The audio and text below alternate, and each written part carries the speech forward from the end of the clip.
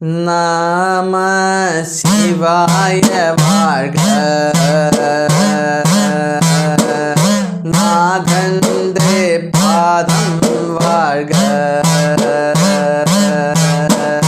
நம சிவாய வாழ்க. நாதந்தே பாதம் வாழ்க.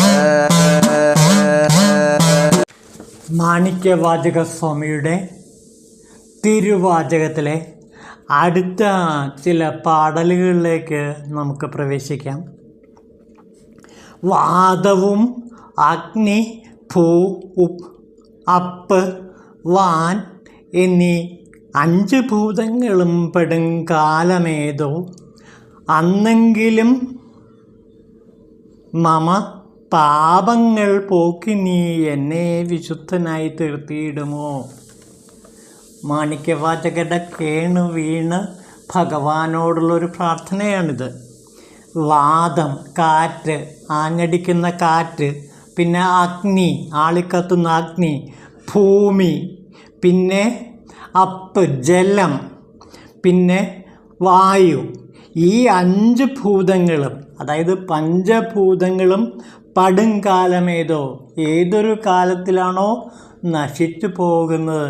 അപ്പോൾ പഞ്ചഭൂതങ്ങൾ എപ്പോഴാണോ നശിച്ചു പോകുന്നത്, അതായത് പ്രളയകാലം, സർവവും സംഹരിക്കപ്പെടുന്ന പ്രളയകാലത്തിൽ ഈ പഞ്ചഭൂതങ്ങളും പട്ടുപോകും, നശിച്ചു പോകും. ആ കാലം വരുമ്പോഴും അന്നെങ്കിലും മമ പാപങ്ങൾ, എൻ്റെ പാപങ്ങൾ പോക്കി നീ എന്നെ വിശുദ്ധനായി തീർത്തിയിടുമോ. അപ്പോൾ പ്രളയകാലത്തെങ്കിലെങ്കിലും ഭവാൻ എൻ്റെ പാപങ്ങളെ ഇല്ലാതാക്കി എന്നെ ആൾക്കൊള്ളുമോ എന്നാണ് ഇവിടെ മാണിക്യവാചകർ ചോദിക്കുന്നത്. അപ്പോൾ എത്ര കാലം വേണമെങ്കിലും ഞാൻ കാത്തിരിക്കാൻ തയ്യാറാണ് ഭഗവത് ദർശനത്തിന് വേണ്ടി. അപ്പോൾ ഭഗവത് സാമീപ്യത്തിന് വേണ്ടി, ഭഗവത് ലയനത്തിന് വേണ്ടി എത്ര കാലം വേണമെങ്കിലും ഞാൻ കാത്തിരിക്കാം. പ്രളയകാലം വരുമ്പോൾ പഞ്ചഭൂതങ്ങളെല്ലാം നശിക്കും, ലോകത്തിലെ എല്ലാ ജീവജാലങ്ങളും നശിച്ചു പോകും, മരിച്ചു പോകും. ആ മൃത്യുവിന് വശങ്കതമാകുന്ന ആ പ്രളയകാലത്തിലെങ്കിലും അല്ലയോ ഭഗവാൻ, അങ്ങ് എനിക്ക് മോക്ഷം നൽകിയില്ലേ, എനിക്ക് അഭയം നൽകിയില്ലേ, എൻ്റെ പാപങ്ങളെല്ലാം പുറത്ത് എന്നെ പശുപതി സങ്കല്പത്തിലേക്ക് ഉയർത്തുകയില്ലേ എന്നാണ് ഇവിടെ മാണിക്യവാചകർ ചോദിക്കുന്നത്. അപ്പോൾ എത്ര കാലം വേണമെങ്കിലും കാത്തിരിക്കാൻ, നിതാന്തമായ കാലാതീതമായ തപസ് ചെയ്യാൻ, ശിവതപസ് ചെയ്യാൻ ഞാൻ തയ്യാറാണ് എന്ന് പറയണം. ഇത് ഒരു സാധകൻ ഉണ്ടാകേണ്ട ഏറ്റവും പ്രധാനപ്പെട്ട ഗുണമാണ്.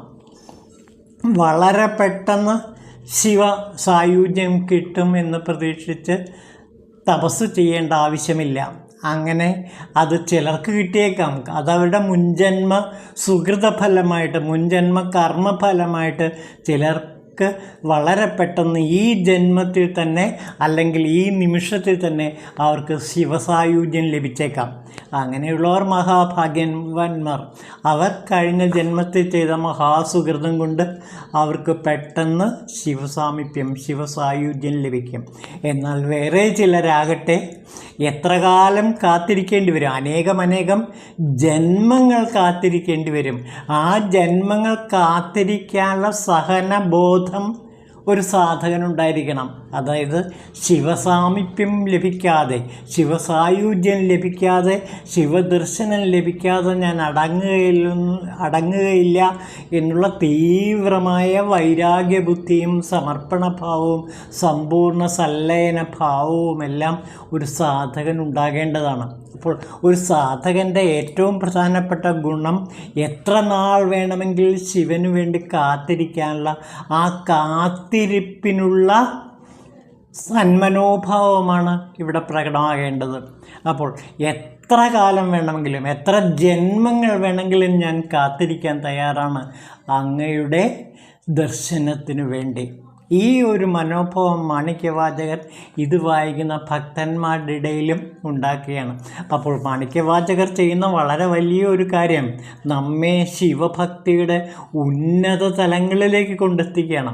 മാണിക്യവാചകരെ പോലുള്ള മഹാശിവഭക്തന് പോലും അനേകം ജന്മങ്ങൾ കാത്തിരിക്കാനുള്ള, പ്രളയകാലം വരെ കാത്തിരിക്കാനുള്ള ആഗ്രഹമുണ്ടെങ്കിൽ സാധാരണക്കാരായ നമുക്ക് എത്രമേൽ കാത്തിരിക്കാനുള്ള ആ സന്മനോഭാവവും നാം കാണിക്കേണ്ടതുണ്ട്. അപ്പോൾ ഒരു ശിവഭക്തനെ സംബന്ധിച്ചിടത്തോളം ഏത് നാൾ ശിവൻ പ്രത്യക്ഷപ്പെടുന്നു എന്നുള്ളതല്ല, ആ ശിവസാധനയിൽ മുങ്ങിക്കഴിയുക, ആ ശിവമാർഗത്തിൽ സഞ്ചരിക്കുക. അങ്ങനെ ശിവമാർഗത്തിലൂടെ മാത്രമേ ഞാൻ സഞ്ചരിക്കൂ, ശിവസാധനയിലൂടെയാണ് ഞാൻ എൻ്റെ ജീവിതം അവസാനിപ്പിക്കാൻ പോകുന്നത് എന്നുള്ള ദൃഢവിശ്വാസം ഒരു സാധകനുണ്ടാകണം. ഈ ഉത്തമമായ വിശ്വാസം, ഈ ഉത്തമമായ ദൃഢത, അതിനെ നമുക്ക് ദൃഢത എന്ന വാക്കുകൊണ്ട് വിശേഷിപ്പിക്കാം. ഈ ദൃഢഭാവം, ശിവഭക്തി ഉള്ള ഒരാൾക്ക് മാത്രമേ ശിവൻ മുന്നിൽ പ്രത്യക്ഷപ്പെടുകയുള്ളൂ. അപ്പോൾ ഒരർത്ഥത്തിൽ നമ്മൾ ഭാഗ്യവാന്മാരാണ്. ഇത് കേൾക്കാൻ പറ്റുക, തിരുവാചകം കേൾക്കാൻ പറ്റുക, അതിനുള്ള ക്ഷമ കാണിക്കുക, അതുതന്നെ വലിയൊരു ഭാഗ്യമാണ്. സാധാരണ ലക്ഷക്കണക്കിന് മലയാളികളുണ്ട്, പക്ഷേ അതിൽ കേൾക്കുന്നത് ആകെ 20 പേരാണ് എന്നോർക്കുക. ആ 20 പേർക്ക് മാത്രമേ തിരുവാചകത്തെക്കുറിച്ച് അറിയാൻ താല്പര്യമുള്ളൂ. പക്ഷേ ആ 20 പേരും നിതാന്തമായി ഓരോ തവണയും ഈ തിരുവാചകത്തിൻ്റെ ഉള്ളിലേക്ക് കടന്നു ചെല്ലാൻ തീവ്രമായി ആഗ്രഹിക്കുന്നുണ്ട്. അപ്പോൾ ഈ തീവ്രമായ ദൃഢത, ഈ ദൃഢത ആർക്കാണോ ഉള്ളത്, ആ ദൃഢത ഉള്ളവർക്കെല്ലാം തന്നെ ശിവൻ പ്രത്യക്ഷപ്പെടുക തന്നെ ചെയ്യും. അപ്പോൾ തിരുവാചകം ആദ്യം മുതൽ അവസാനം വരെ കേൾക്കുന്ന ഒരാൾക്ക് തീർച്ചയായിട്ടും തിരുവാചകത്തിൻ്റെ അവസാനം ശിവൻ്റെ സാമീപ്യം ഉണ്ടാകുകയും ശിവൻ്റെ അനുഗ്രഹം ലഭിക്കുകയും ചെയ്യുമെന്ന് മാണിക്യവാചകർ തിരുവാചകത്തിലൂടെ തന്നെ നമ്മുടെ മുമ്പിൽ വ്യക്തമാക്കുകയാണ് ചെയ്യുന്നത്. പ്രളയകാലം വരെ കാത്തിരിക്കാൻ ഞാൻ തയ്യാറാണ് എന്ന് മാണിക്യവാചകർ പറയുമ്പോൾ നമുക്കും ഒരു 10 മിനിറ്റെങ്കിലും ശിവപൂജയ്ക്ക് വേണ്ടി ചെലവഴിക്കാൻ സാധിക്കുക എന്നുള്ളത് മഹാഭാഗ്യമാണ്. അതിലൂടെ തന്നെ നാം സഞ്ചരിക്കുന്ന ശിവമാർഗത്തിലായിരിക്കും. നാം ഇഷ്ടപ്പെട്ടാലും ഇല്ലെങ്കിലും, നാം ആഗ്രഹിച്ചാലും ഇല്ലെങ്കിലും, ആരാണോ തിരുവാചകം കേൾക്കുന്നത്, ആരാണോ തിരുവാചകം പാടുന്നത്, ആരാണോ തിരുവാചകത്തെക്കുറിച്ച് മനനം ചെയ്യുന്നവർ, അവരെല്ലാം തന്നെ ശിവമാർഗത്തിലൂടെ സഞ്ചരിച്ച് ശിവസായുജ്യം നേടുക തന്നെ ചെയ്യും എന്ന ദൃഢവിശ്വാസം മനസ്സിൽ ഉറപ്പിക്കുന്നു. അപ്പോൾ ഇതാണ് മാണിക്യവാചകർ ഒരു തിരുവാചക സാധകന്, ഒരു തിരുവാചക അനുകർത്താവിന് ചെയ്യുന്ന ഏറ്റവും വലിയ അനുഗ്രഹം. വർണ്ണനയ്ക്കെത്താത്ത ചന്ദ്രചൂടൻ ജഗത്തിന് ഉപശാന്തി പൊഴിഞ്ഞിടവേ കിഞ്ചിജ്ഞാന എന്നെയും കനിയും സ്വയം ഭൂവനാത്മാ നായകൻ കേൾ. വർണ്ണനയ്ക്കെത്താത്ത ചന്ദ്രചൂടൻ, ഒരിക്കലും ഒരു അലങ്കാര കൽപ്പന കൊണ്ട് പോലും വർണ്ണിക്കാൻ പറ്റാത്ത ചന്ദ്രചൂടനായ ശിവൻ ജഗത്തിന് ഉപശാന്തി പൊഴിഞ്ഞിടുന്നു. ജഗത്തിനെപ്പോഴും ശാന്തിയും സമാധാനവും ഐശ്വര്യവും പൊഴിയുന്നു. അപ്പോൾ ശിവനാണ് ഈ ജഗത്തിന് മുഴുവനും ഉപശാന്തി നൽകുന്നത്, പരമശാന്തി നൽകുന്നത്. അപ്പോൾ ശിവഭജനത്തിലൂടെ തന്നെ ഒരാൾക്ക് പരമശാന്തി ലഭിക്കും. അപ്പോൾ എത്ര ദുഃഖിതനായാലും വേണ്ടില്ല, എത്ര സംഘർഷഭരിതമായ ജീവിതത്തിലൂടെ കടന്നു പോകുന്നവനാണെങ്കിലും വേണ്ടില്ല, ശിവനെക്കുറിച്ച് ചിന്തിക്കുന്ന ഒരു സാധകന് തീർച്ചയായിട്ടും ശിവൻ ഉപശാന്തി നൽകുക തന്നെ ചെയ്യും. ഈ കിഞ്ചിത് ജ്ഞാനം എന്നെയും കനിയും സ്വയം ഭുവനം എന്ന ആത്മനായകൻ കേൾ. കിഞ്ചിത് ജ്ഞാനം, ഈ ജ്ഞാനം ശിവജ്ഞാനത്തിൻ്റെ ഒരു കണിക, അതുതന്നെ കേട്ടാൽ മതി, അതുതന്നെ എനിക്ക് ശാന്തി നൽകുമെന്നാണ് പറയുന്നത്. അപ്പോൾ ഈ ശിവജ്ഞാനത്തിൻ്റെ ഒരു കണിക മാത്രം കേട്ടാൽ മതി, അതിനെക്കുറിച്ച് മനനം ചെയ്താൽ മതി, അപ്പോൾ തന്നെ അയാൾക്ക് ഈ ഭുവനത്തിൽ ആത്മശാന്തി ലഭിക്കും എന്നാണ് മാണിക്യവാചകർ നമ്മളോട് പറയുന്നത്. അപ്പോൾ ശിവജ്ഞാനത്തിൻ്റെ മഹത്വം എത്ര വലുതാണ് എന്നാണ് ഇവിടെ നാം അറിയുന്നത്. ശിവജ്ഞാനത്തിൻ്റെ ഒരു കണിക മാത്രം കിട്ടിയാൽ മതി. ആ ശിവജ്ഞാനത്തിൻ്റെ ഒരു വാചകം മാത്രം കേട്ടാൽ മതി. ആ വാചകം കേട്ട മാത്രമേ തന്നെ ആ വാചകം നമ്മുടെ മനസ്സിൽ നിരന്തരമായ പരിവർത്തനത്തിന് നമ്മെ വിധേയമാക്കും. അപ്പോൾ ഒരു വാക്ക് ശിവ എന്നുള്ള ആ 2 അക്ഷരം തന്നെ നമ്മുടെ മനസ്സിനെ പരിവർത്തനത്തിന് വിധേയമാക്കും. അപ്പോൾ ശിവജ്ഞാനത്തിൻ്റെ ഒരു കണിക മാത്രം നമ്മുടെ മനസ്സിൽ നാം സ്വീകരിച്ചാൽ മതി. ആ വാചകം അല്ലെങ്കിൽ ആ വാക്ക് നമ്മുടെ മനസ്സിനെ ആകെ പരിവർത്തനത്തിന് വിധേയമാക്കും. ഇപ്പോൾ നമഃശിവായ എന്ന പഞ്ചാക്ഷരി മന്ത്രം അല്ലെങ്കിൽ ഓം ശിവായ നമ എന്ന ആ ദിവ്യമന്ത്രം ഇത് കേൾക്കുന്ന മാത്രമേ തന്നെ, അത് ഉച്ചരിക്കുന്ന വേളയിൽ തന്നെ നമ്മുടെ മനസ്സിന് വലിയ പരിവർത്തനം ഉണ്ടാകുകയും നമ്മെ ഉപശാന്തിയിലേക്ക് നയിക്കുകയും ചെയ്യും. നമ്മെ മാത്രമല്ല, ലോകത്തെ മുഴുവനും ഉപശാന്തിയിലേക്ക് നയിക്കാൻ കഴിയും. അപ്പോൾ ശിവസാധന കൊണ്ട് ഉണ്ടാകുന്ന ഏറ്റവും വലിയ ഗുണം ലോകത്ത് മുഴുവനും ശാന്തി നിറയും. അപ്പോൾ സംഘർഷഭരിതമായ നിത്യജീവിതത്തിൽ അനേകം സംഘർഷങ്ങൾ കൊണ്ട് മുഖരിതരമായ ഈ കാലഘട്ടത്തിൽ നമുക്ക് ശാന്തി നൽകാൻ എപ്പോഴും ശിവസാധന നമ്മെ സഹായിക്കും എന്നാണ് മാണിക്യവാചകർ പറയുന്നത്. ഏതൊരു കാലത്തും ഏതൊരു സമയത്തും സംഘർഷഭരിതമായ ഏതൊരു നിമിഷത്തിൽ പോലും ഈ ശിവസാധന ചെയ്യുന്ന ഒരു വ്യക്തിക്ക് അയാളുടെ മനസ്സിൽ വലിയ പരിവർത്തനങ്ങൾ ഉണ്ടാകുകയും ആ പരിവർത്തനങ്ങൾ ചുറ്റുപാടുകളിലേക്ക് വ്യാപിപ്പിക്കാൻ കഴിയുകയും ചെയ്യും. അങ്ങനെ തനിക്ക് മാത്രം ശാന്തി കിട്ടുകയല്ല, അതിൻ്റെ ചുറ്റുവട്ടത്തുള്ള എല്ലാവർക്കും ശാന്തിയും സമാധാനവും, അങ്ങനെ ലോകത്തിന് മുഴുവനും ശാന്തി ലഭിക്കുകയും ചെയ്യും. എന്തുകൊണ്ട്? ശിവസാധന കൊണ്ട്. ശിവ എന്ന് വെച്ചാൽ മംഗളമാണ്. ശിവസാധന ശിവശക്തികളുടെ മേളനമാണ്. ആ ശിവശക്തി മേളനത്തിൽ നിന്നുണ്ടാകുന്ന അത്ഭുതകരമായ സ്ഫോടക ശക്തി ലോകത്തെ ആകെ പരിവർത്തനത്തിന് വിധേയമാക്കും. അപ്പോൾ ഒരു വ്യക്തിയുടെ മനസ്സിലുണ്ടാകുന്ന ശിവസാധന തന്നെ ആ ചുറ്റുവട്ടത്ത് വ്യാപിക്കാനാണ് സാധ്യത. അങ്ങനെ ആ ചുറ്റുവട്ടമാകെ ഉപശാന്തമാക്കി തീർക്കാൻ ആ സാധകൻ്റെ ശിവസാധന കൊണ്ട് കഴിയും. അപ്പോൾ തിരുവാചകം ഒരു യജ്ഞം എന്ന നിലയിൽ എവിടെയാണോ വായിക്കപ്പെടുന്നത്, എവിടെയാണോ പഠിക്കപ്പെടുന്നത്, എവിടെയാണോ മനനം ചെയ്യുന്നത്, എവിടെയാണോ ഇത് സംഗീതാത്മകമായി ചൊല്ലുന്നത്, ആ പ്രദേശമാകെ ശാന്തിഭൂവായി മാറും എന്നാണ് മാണിക്യവാചകർ തന്നെ ഇവിടെ ധ്വനിപ്പിക്കുന്നത്. എന്നിട്ട് പിന്നെ പറയണ, ആരും തൊടാത്ത മാണിക്യമേ നിൻപദം ചേരുവാൻ യോഗ്യനല്ലെങ്കിലും ഞാൻ വാനോർക്കും മേലെന്നെ ആളാക്കി വച്ചത് കാണുന്നവരോരും ചിരിക്കുമല്ലോ എന്നാണ് പറയുന്നത്. അങ്ങയോടുള്ള നിതാന്ത ഭക്തി കൊണ്ട് അങ്ങ് എന്നെ വാനവർക്കും മേലെ, അതായത് ബ്രഹ്മാവിനും വിഷ്ണുവിനും മേലെ എന്നെ പ്രതിഷ്ഠിച്ചിരിക്കുന്നു. ഇത് കണ്ട് കാണുന്നവർ ചിരിക്കുമല്ലോ.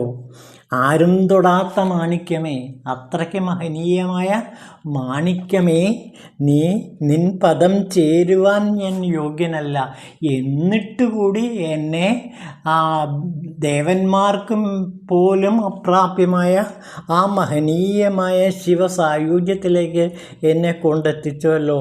ഇത് കാണുമ്പോൾ മാലോകരെല്ലാം അത്ഭുതപ്പെട്ടു പോകുന്നു എന്നാണ് പറയുന്നത്. അപ്പോൾ നിസ്സാരനായ എന്നെപ്പോലും ശിവസായുജ്യത്തിലേക്ക് നയിക്കാൻ അങ്ങേക്ക് കഴിഞ്ഞു. അങ്ങനെയുള്ള അത്ഭുതകരമായ ആരും തൊടാത്ത മാണിക്യമേ നിൻപദം ചേരുവാൻ യോഗ്യനല്ലെങ്കിലും ഞാൻ വാനോർക്കും മേലെന്നെ ആളാക്കി വച്ചത് കാണുവോരോരും ചിരിക്കുമല്ലോ. അപ്പോൾ മറ്റുള്ളവർ അത്ഭുതപ്പെട്ടു പോകുന്നു. ഈ നിസ്സാരരിൽ വച്ച് നിസ്സാരനായ എന്നെ, അല്ലയോ ശിവഭഗവാനെ, അല്ലയോ മാണിക്യമേ, അല്ലയോ സാംബശിവ, നീ എന്നെ വാനോർക്കും മേലെ കൊണ്ട് എത്തിച്ചല്ലോ. ഇത് കാണുമ്പോൾ ജനങ്ങൾ അത്ഭുതപ്പെട്ട് അത്ഭുതം കൊണ്ട് ചിരിച്ചു പോകുന്നു എന്നാണ് പറയുന്നത്. അത്ഭുതം കൊണ്ട് ചിരിച്ചു പോകുന്നു. ഒരു സാധാരണക്കാർക്ക് പോലും ലഭിക്കുന്ന ഈ ശിവസായുജ്യം ഒന്ന് ആലോചിച്ച് നോക്കൂ. വാനവർക്ക് പോലും കിട്ടാത്തതാണ്, ദേവന്മാർക്ക് പോലും കിട്ടാത്ത ഈ ശിവസായുജ്യം ഇതാ നിസാരരിൽ വെച്ച് നിസാരനായ എനിക്ക് പോലും ലഭിച്ചു എങ്കിൽ ഈ ലോകത്തിലെ എല്ലാ സർവ്വസാധാരണ ജനങ്ങൾക്കും തീർച്ചയായിട്ടും ശിവസായുജ്യം കിട്ടുക തന്നെ ചെയ്യും. അപ്പോൾ ശിവസായുജ്യം എന്നുള്ളത് ഏതാനും ചിലർക്ക് വേണ്ടി മാത്രമുള്ളതല്ല, സർവ്വജനങ്ങൾക്കും, ഈ പ്രപഞ്ചത്തിൽ ജീവിക്കുന്ന സർവ്വജനങ്ങൾക്കും ഉപശാന്തി നൽകാൻ ശിവന് കഴിയും. അതിന് താരതമ്യഭേദങ്ങളൊന്നുമില്ല. ഏത് നിമിഷവും ഏത് സമയവും ഏത് പാപികളുടെ മുമ്പിൽ പോലും ശിവൻ പ്രത്യക്ഷപ്പെട്ട് അവർക്ക് പാപവിമോചനം നൽകുകയും അവരെ ശിവസാമീപ്യത്തിലേക്ക് നയിക്കുകയും ചെയ്യും. ഈ ഉറപ്പ് മാണിക്യവാചകർ നമുക്ക് തരികയാണ്. ആരും തൊടാത്ത മാണിക്യമേ, നിമ്പതം ചേരുവാൻ യോഗ്യനല്ലെങ്കിലും ഞാൻ വാനോർക്കും മേലെ എന്നെ ആളാക്കി വച്ചത് കാണുന്നവരോരും ചിരിക്കുമല്ലോ. അത്ഭുതം കൊണ്ട് ചിരിച്ചു പോകുന്നു എന്നാണ് പറയുന്നത് ജനങ്ങൾ. കാരണം ഇത്ര നിസ്സാരനായ ഒരാൾക്ക് എങ്ങനെ ശിവസായുജ്യം കിട്ടി എന്നവർ അത്ഭുതപ്പെട്ടു പോവുകയാണ്. ഇനി അടുത്തത് അറിവ് ഉദയം എന്ന് പറഞ്ഞാൽ രണ്ടാമത്തെ പദ്യമാണ്. 5-ാം അധ്യായത്തിലെ തിരുവാചകത്തിലെ 5-ാം അധ്യായത്തിലെ രണ്ടാമത്തെ പദ്യമാണ് അറിവുദയം. അതിന് മാണിക്യവാചകർ കൊടുത്തിരിക്കുന്ന തമിഴിലെ പേര് മെയ് ഉണർത്തൽ എന്നാണ്. അറിവിൻ്റെ ഉദയം അല്ലെങ്കിൽ അറിവിന് വേണ്ടിയുള്ള ആ ആഗ്രഹം, അറിവ് മനസ്സിൽ, നേരത്തെ പറഞ്ഞില്ലേ അറിവിൻ്റെ ഒരു കണിക മനസ്സിലുണ്ടായാൽ മതി, അത് അയാളെ ശിവസായുജ്യത്തിലേക്ക് നയിക്കുമെന്ന്. അങ്ങനെ ആ അറിവിൻ്റെ ഉണരൽ ശിവനോടുള്ള പ്രാർത്ഥന കൂടിയാണിത്. ശിവനോടുള്ള ഒരു മഹാഹൃദയാംഗമമായ ആത്മാർത്ഥമായ പ്രാർത്ഥന കൂടിയാണ് ഈ അറിവുറത്തൽ. അതിന് അറിവുറത്തൽ എന്നാണ് തമിഴിൽ പറയുന്നത്. അതായത് അറിവിൻ്റെ ഉദയം, അറിവിൻ്റെ പ്രകാശം സാധകനിലേക്ക് ഉയരാൻ വേണ്ടി സാധകൻ നടക്കുന്ന നിരന്തരമായ ഭഗവാനുള്ള അഭ്യർത്ഥന, അപേക്ഷ. ഭഗവാനെ അവിടുന്ന് എന്നെ ശിവസായുജ്യത്തിലേക്ക് നയിക്കണമേ എന്നാണ് ഈ പദികത്തിലും മാണിക്യവാചകർ പറയുന്നത്. നമുക്ക് അതും കൂടെ നോക്കാം. ഭക്തിയില്ലെങ്കിലും ഭക്തനെ പോലെ മുക്തി നേടാൻ തപറ്റിയിടുന്നിങ്ങ് ഞാൻ ചാരുമാ മണിക്കുന്നേ ഭവൽ പ്രേമ നീരദത്തെ എൻ ഹൃത്തിൽ പൊഴിച്ചിടൂ. അങ്ങയുടെ ഭഗവത് പ്രേമമാകുന്ന ജലപ്രവാഹം എൻ്റെ ഹൃദയത്തിൽ നിറഞ്ഞു കവിഞ്ഞൊഴുകട്ടെ. അപ്പോൾ അങ്ങയോടുള്ള നിതാന്തമായ ഭക്തിജലം എൻ്റെ ഹൃത്തിൽ നിറയ്ക്കൂ എന്നാണ് ഭഗവാനോട് പറയുന്നത്. എനിക്ക് വേറെ ഒന്നും വേണ്ട, അങ്ങയോടുള്ള നിതാന്തമായ ഭക്തി, ഒടുങ്ങാത്ത ഭക്തി, എപ്പോഴും എപ്പോഴും ഭഗവത് ചിന്തയിൽ മുഴുകിക്കഴിയാനുള്ള ആ മനസ്സ്, ആ ചിന്ത അല്ലയോ ഭഗവാൻ എനിക്ക് നൽകൂ. ഭക്തിയില്ലെങ്കിലും ഭക്തനെ പോലെ മുക്തി നേടാൻ പറ്റിയിടുന്നിങ്ങു ഞാൻ. എൻ്റെ മനസ്സിൽ യഥാർത്ഥത്തിൽ ഭക്തി കുറവാണ്, വളരെ കുറവാണ് ഭക്തി. അതുകൊണ്ട് എൻ്റെ ഹൃദയത്തിൽ ഭക്തി നിറയ്ക്കുക. മാണിക്യവാചകർ വീണ്ടും വീണ്ടും ഭഗവാനോട് പ്രാർത്ഥിക്കുന്ന ഒന്ന് മാത്രമാണ്, എൻ്റെ ഹൃദയത്തിൽ ഭക്തി കൊണ്ട് നിറയ്ക്കുക. ഈ ഹൃദയത്തെ ഭക്തിയാൽ നിറയ്ക്കുക. അങ്ങനെ ഭക്തി കൊണ്ട് എൻ്റെ ഹൃദയം നിറഞ്ഞ് കവിഞ്ഞൊഴുകട്ടെ. ആ തിരത്തള്ളലിൽ ഞാൻ അങ്ങയോട് നിരന്തരം പ്രാർത്ഥിക്കുകയാണ്. എൻ്റെ മനസ്സിൽ എപ്പോഴും എപ്പോഴും ഭക്തി നിറയട്ടെ, അങ്ങയോടുള്ള ഭക്തി നിറയട്ടെ. ചാരുമാം മണിക്കുന്നേ, ശ്രേഷ്ഠനായ മാണിക്യമേ, ഭവൽ പ്രേമ നീരദ എൻ ഹൃത്തിൽ പൊഴിച്ചിടോ. അതിനുവേണ്ടി ഞാൻ തപിച്ചുകൊണ്ടേയിരിക്കുന്നു. അപ്പോൾ എൻ്റെ തപം അല്ലെങ്കിൽ എൻ്റെ നിരന്തരമായ പ്രാർത്ഥന ഒന്ന് മാത്രമാണ്, അല്ലയോ ഭഗവാനെ എൻ്റെ ഹൃദയത്തെ ഭക്തി കൊണ്ട് നിറയ്ക്കുക. ഭക്തിയുള്ള ഒരാൾക്ക് പിന്നെ ഈ ലോകത്തിൽ ഒന്നിനെയും ഭയപ്പെടേണ്ടതല്ല. ശിവൻ സ്വയമേവ പ്രത്യക്ഷപ്പെടുക ചെയ്യും. ശിവഭക്തനെ സംബന്ധിച്ചിടത്തോളം അയാൾക്ക് ഭയം എന്ന വികാരമേ ഉണ്ടാകില്ല. ഒരു നിരന്തര ശിവഭക്തനെ സംബന്ധിച്ചിടത്തോളം ലോകത്തിൽ അയാൾക്കൊന്നിനെയും ഭയമുണ്ടാകില്ല. കാരണം എന്താ? ശിവൻ തൻ്റെ ഹൃദയത്തിൽ നിറഞ്ഞു നിൽക്കുന്നു എന്ന അനുഭവം അയാൾക്കുണ്ട്. ശിവൻ എൻ്റെ ഹൃദയവാസിയാണ് എന്ന് അറിഞ്ഞു കഴിഞ്ഞാൽ പിന്നെ എന്തിനാണ് ഭയം? പിന്നെ ആരെയാണ് ഭയപ്പെടേണ്ടത്? മൃത്യുവിനെ പോലും ഭയപ്പെടേണ്ട മൃത്യുഞ്ജയനായ ശിവനാണ് ഹൃദയവാസിയായി കഴിയുന്നത്. അങ്ങനെ ഹൃദയവാസിയായി കഴിയണമെങ്കിൽ ഹൃദയത്തിൽ ഭക്തി കൊണ്ട് നിറയണം. ഭക്തിയുടെ ജലപ്രവാഹം തിരത്തള്ളണം. അങ്ങനെ ഭക്തിയുടെ ജലപ്രവാഹത്തിൽ ആ ഹൃദയം നിറഞ്ഞ് കവിയുമ്പോൾ ശിവൻ സ്വയമേവ വന്ന് നമ്മുടെ മുന്നിൽ വന്ന് നിൽക്കും. അങ്ങനെ ശിവദർശനത്തിന് വേണ്ടി നമുക്ക് പ്രാർത്ഥിക്കാം. ഓം ശിവായ നമഃ.